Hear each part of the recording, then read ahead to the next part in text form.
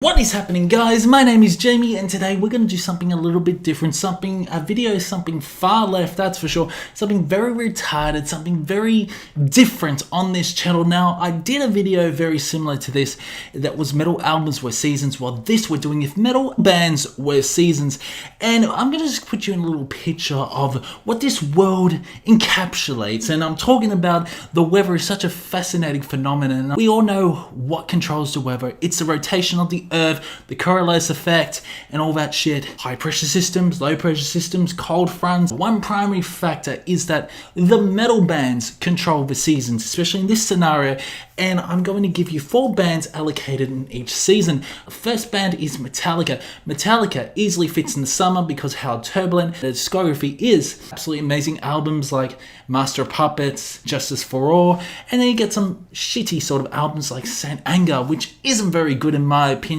That to me reminds me of such a really hot and sticky, humid day that you just can't escape, and you're just sweating buckets, and all of a sudden there's a huge thunderstorm coming in the distance and you're perspiring buckets. And this is what Saint Anger is to me, is that you can't escape that tinny ring-a-ding sound from the fucking snare. But certainly some songs are okay, like Saint Anger, but Metallica fits perfectly well into summer though. It's because of how famous and close to legendary status they are. So the next band I'm going to talk to you about is Iron Maiden. Iron Maiden fit easily into summer just because of how fun this fucking band is. I love how they are heavy metal and they are so much fun. Bruce Dickinson's vocals are absolutely incredible. Peace of the Mind is definitely one of the most fun albums you can listen to. Power Slave is so much fun. Get serious albums like A Matter of Life and Death and even Book of Souls, but damn, they are still such a fun band. And this reminds me of a great summery time, especially when you have on average temperatures, seeing beautiful weather with only 1 or 2 storms in sight, such as the Blaze era, such as the X Factor, which is an okay album but still better than Saint Anger, that's for sure, and then Virtual 11, which is still a pretty good album. But if I ever want to hear Angel and the Gambler again, I'm probably going to shoot myself in the fucking head.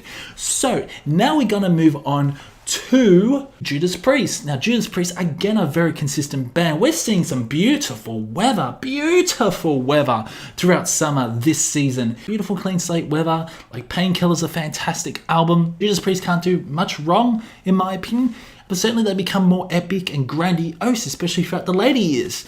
But overall, you're seeing some really nice transitional weather, and that's why Judas Priest just feels like a summery band, especially how similar they are to Maiden, especially the upbeat tempo, the guitar solos, the amazing riffages. They're also a really fun metal band. So now we move on to Megadeth. Megadeth easily fits in the summer of, again, how consistent they are. But of course, we do see a few stormy moments with albums that aren't up to par. This is when the weather starts to change, and this is when Megadeth is the transitional primer towards autumn. And Megadeth are a very interesting band overall. I do like some of their albums, and some of the albums can get in the bin, but overall, they're a pretty good band. So now, Megadeth transitions beautifully into death, and we're talking about autumn here. So of course, in autumn you see some really dark and gloomy sort of days and unpredictable weather, and this is what death is. Death is very unpredictable, and they are the pioneers of death metal. Like, they have amazing albums like Scream Bloody, Gore, Leprosy, and certainly they do change the sound, and death fits beautifully into autumn because they do change the sound. They become more technical, they become more proggy as well, especially with their last album, The Sound of Perseverance. Even Chuck's vocals change throughout their discography. It just reminds me of such stormy skies transitioning into sort of gloomy sort of skies, but yet some really heavy, consistent rain, because there's no really brightness from death. So the next band is Korn. Korn could easily fit in the autumn, again how transitional they are. They are definitely one of the bands that have really changed the sound. They moved from new metal, then they moved on to alternative metal, and then they moved on to even electronic dubstep metal, and then they really pioneered their own sort of sound. If you listen to a Korn song, you know it's fucking Korn. You know Jonathan Davis's vocals, because at times Korn can be quite a consistent band, but they've also created some doozers as well, such as Perfect Tally, which is absolute shitstorm. I'd prefer to listen to Saint Anger than Perfect Tally. Overall, Korn are a really good band, but overall some average moments as well. And this reminds me of stormy and gloomy days, but the weather is starting to change. Weather's starting to change, and the weather is starting to get pretty cold. And of course, you get colder sounds by Korn, especially throughout the album Life is Peachy. That album feels very cold, but you also get some hot moments, like Take a Look in the Mirror, which reminds me of such a really hot week in autumn. But yeah, Korn fits in autumn. So the next band is Black Sabbath. It is starting to get cold and it's starting to get gloomy and doomy, and Black Sabbath easily fits the cake. So we're moving into the later weeks of autumn here. This is when the weather starts to change. Starting to get cold, starting to get gloomy. So Black Sabbath easily fits in autumn of how, again, transitional this band is. They pioneered metal. Overall, this band is a very consistent band, even though they have changed lead singers over and over again. First it was Ozzy, then it was Dio, then it was Ian Gillan, then it was Glenn Hughes, Tony Martin. And this to me is telling me that you are getting some rain now and again throughout autumn, but you're also getting some beautiful clear, partly cloudy skies. And this is what Black Sabbath provides. Black Sabbath provides such a comfortable zone. So now we move on to Paradise Lost. Paradise Lost could easily fit in the autumn of how interesting they are, because they are definitely one of the most interesting bands out there, because they have changed the sound constantly. They first pioneered Death Doom, and then they moved on to alternative metal, then electronic pop, and then back to alternative metal, then to metal, heavy metal, and then we got Death Doom again. They fit in autumn easily because of how transitional. Absolutely adore their new album, Obsidian, which is sort of feels very autumny / wintry. Overall dark some of these albums are, and overall how fun some of these albums are. So now we move on to winter, and what is a perfect winter band is Draconian. Draconian just feels wintry. It feels wintry. It feels cold. It's very doomy. I love her vocals. Some of these albums in Draconian's discography are just absolutely fucking amazing. Very atmospheric. And we're heading towards cold, snowy weather. Draconian provides cold fronts pushing in cold, menacing weather. So now we move on to Imperium Deceit, a black metal band that is absolutely out of this world. A very cold, wintry band they are, especially the vocals are fucking unbelievable, providing such eerie atmospheric vibes. Just an unbelievable band Imperium Deceit is.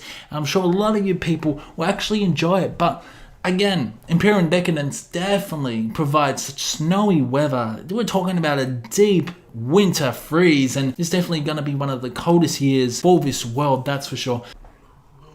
Now we move on to some apocalyptic weather. It's total self-hatred. This band is chaotic. It's in your face. It's depressing, suicidal black metal. It is fucking fantastic. Some of these riffs on these albums are absolutely fucking insane. And these albums are dread. They are dread and they feel so cold. It's like you're trying to find your soul within your body as you're listening to these albums. The albums are absolutely insane. This band is a perfect fit for winter. Definitely go check them out if you like suicidal, depressive black metal. Now we move on to another Doom band, Doomverse. Ooh, this band is really cool. Reminds me of bands such as Ahab, Hooded Menace, and they're a sort of funeral doom band, but they fit easily into winter of how different they are. Again, it's quite a menacing sound. It's a very atmospheric sound. The guitar tone is absolutely fantastic. Some of these albums are absolutely riveting in reverb as well, and the vocals are unbelievable.